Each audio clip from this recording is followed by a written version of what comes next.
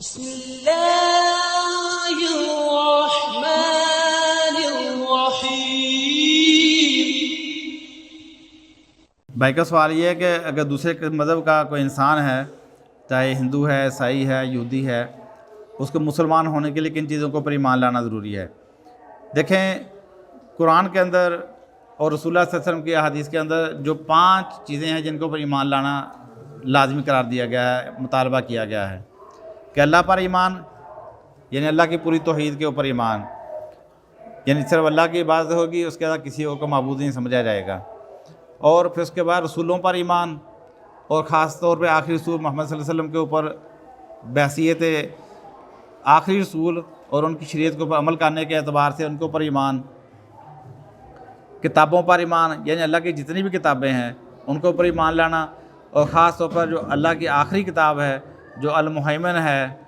یعنی کہ جو اب ساری کتابوں کے اوپر اب فیصلہ کن آخری ایڈیشن کی حیثیت سے آئی ہے، اس کے اوپر عمل کرنا ہے، ایمان سب کے اوپر ہے۔ اور فرشتوں پر ایمان کہ فرشتے جو ہیں یہ اللہ کے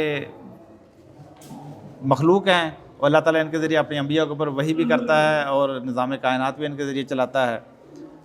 فرشتوں کے اوپر ایمان ہے۔ اور اس کے بعد پھر ہے آخرت کے اوپر ایمان کہ یہ دنیا جو ہے یہ ایسی نہیں ہے کہ آپ آئے اور کھایا پیا زندگی گزار کے چلے گئے، نہیں، اس کے بعد اٹھایا جانا ہے، ایک معاشر کا دن ہوگا، اس زندگی کا جو کچھ بھی آپ نے کیا ہے اس کا حساب کتاب وہاں پہ دینا ہے،